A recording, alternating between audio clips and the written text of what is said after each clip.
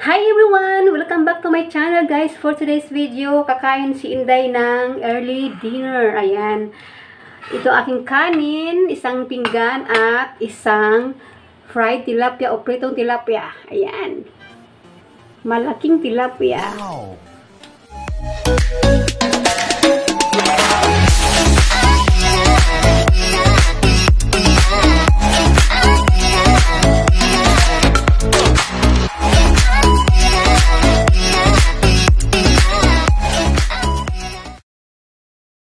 So yan guys, kakain ako at syempre nakapagdasal na ako.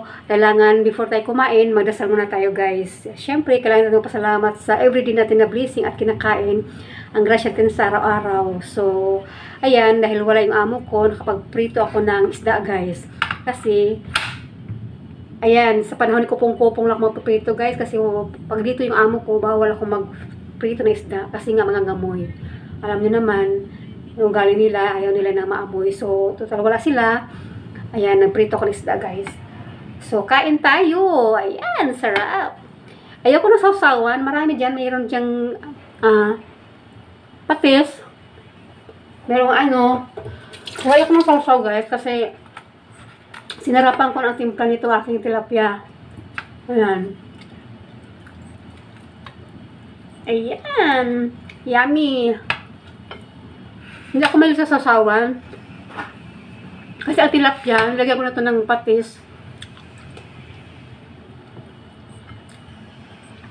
Binabad ko na sa suka, pepper, at saka patis. At saka hindi ako mahilig talaga sa sasawan.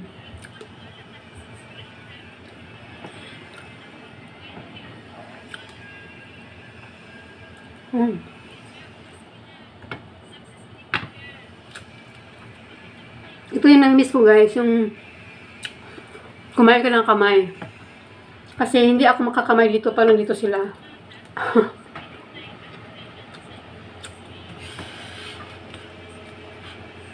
Kumakain ako ng kamay pag mag-isa dito sa bahay pag wala sila.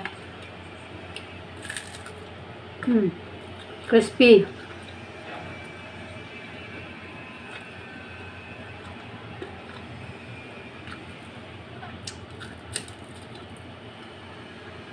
Alam nyo guys, bago kayo magprito ng isda, ng tilapia, syempre, pag binili nyo, hugasan nyo mabuti, di ba? Hugasan nyo mabuti kasi ang tilapia may kakaibang amoy. Kailangan linisin mabuti ang tilapia bago i-fry. At bago nyo i-fry, syempre, lagyan nyo ng asin, babay nyo sa suka, lagyan ng suka or vinegar, black pepper, ground pepper, or whatever. And yung lagyan ng asin, o kaya patis, pwede rin. Kailang. Nagpatambay ako sa live ni Papa Neil's channel. Ninaan ko lang para hindi naman ako ma-distract. So, ayan, mag-fry kayo ng, guys, tilapia. Kailangan, painitin mo natin yung mantika. Ayan, pakuluin mo ng mantika bago ilagay ang ating tilapia para hindi siya didikit sa ating kawali. Ayan, sa mga hindi alam, magprito na isda ang tilapia. Sa mga hindi marunong magprito ng tilapia, ayan. Magprito ka ng tilapia bago nyo, buburan mo ng asin sa para hindi siya didikit. At painitin ang kawali. Pakuluan mo na ang mantika bago ilagay ang tilapia para hindi siya didikit sa kawali. At hindi kayo mahirapan magbaliktad. Harap. Kain.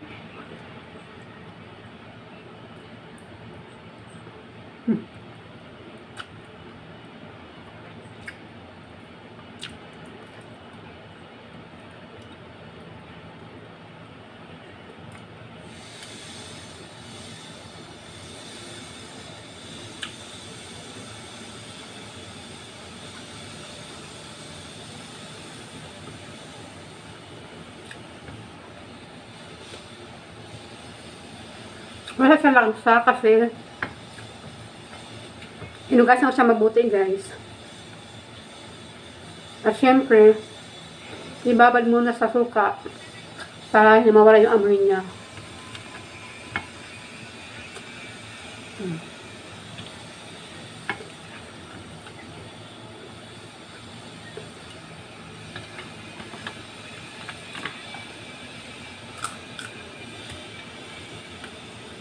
Yung amo ko, hindi sila mahilig sa ano, hindi sila bumibili ng tilapia guys, tsaka bangus. Ibang isla yung hilig nila.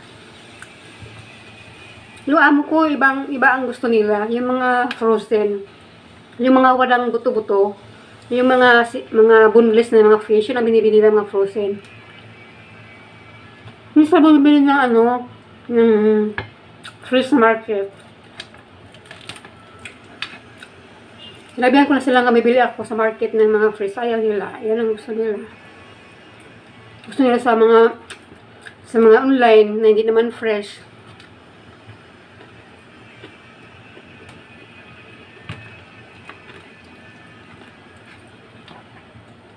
Kapag ako lang, pag wala sila, sa market ako bumibili guys.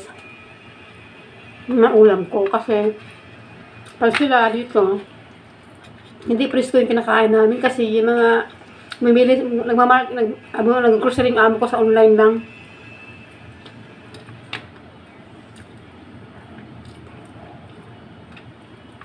Alam niyo, malakas ako sa kanin guys. Nauna pa ang kanin ko maubos kaysa sa tilapia.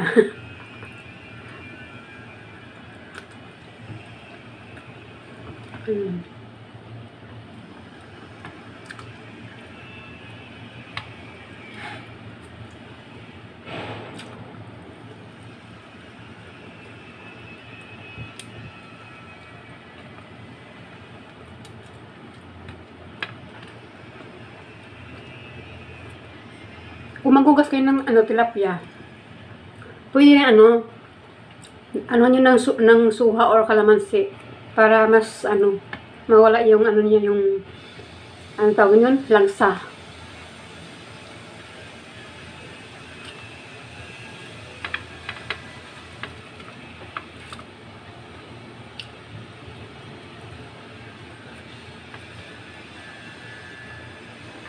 Hindi, iba mahilig sa sausawan. Mas masarap talaga ito pag may sausawan, guys.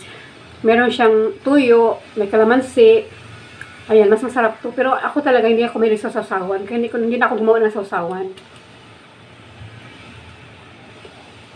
Ako yung taong walang daming basta malasa, masarap na yung kinakain ko. Hindi ako naghanap ng mga sausawan.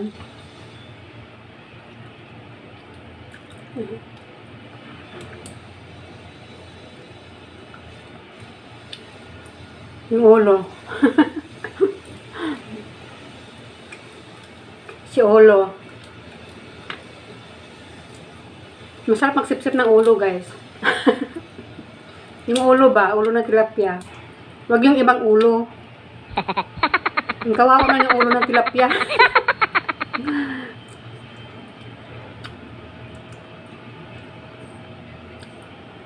Nasa ulo ang masarap. Yung nilamutak na.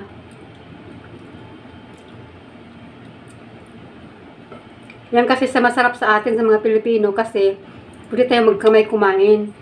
Pag dito tayo sa sa lugar nila, umakita kasi minsan nasabay-sabay kami kumakain. Siyempre hindi ka makakamay, nahiya ka naman magkamay. Kaya ayan, kahit hindi ka marunong mag-chopstick, trying hard ka lang mag-chopstick para lang nakasabay sa kanila at kutsara. Iba kasi ang feel pag magkamay ka. Pag sanay ka magkamay, as in mabubusog ka talaga. Ayan. Paubos na.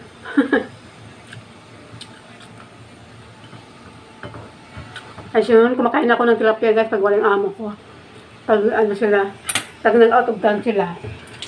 Kasi, hindi ako makapag-fry. Hindi sila mabahuan kasi wala sila eh.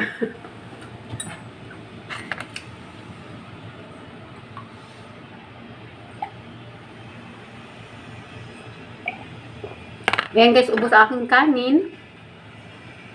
Ay tilapia, kawawa naman. Puro na lang buto na tira. And thank you so much for watching, guys. And shoutout po sa mga nandyan. And shoutout sa mga walang sawang support sa aking channel. Ayan, salamat na marami. Sa mga whitey friends ko dyan na walang sawang support na ay, Purya Gracia. Walang sawang nag-support sa aking channel. Shoutout sa mga members ko. Dahil sa marami kayo, hindi ko yung isa-isa, sa mga super chatters, sa mga members, sa mga supporters. Salamat ng marami at God bless all. At shout out sa lahat, hindi kami isa-isa. At sa mga bago po dyan, sa mga hindi pa nakasubscribe sa aking channel, please don't forget to click the notification bell para updated kayo sa aking mga upcoming videos. Thank you so much. Bye-bye!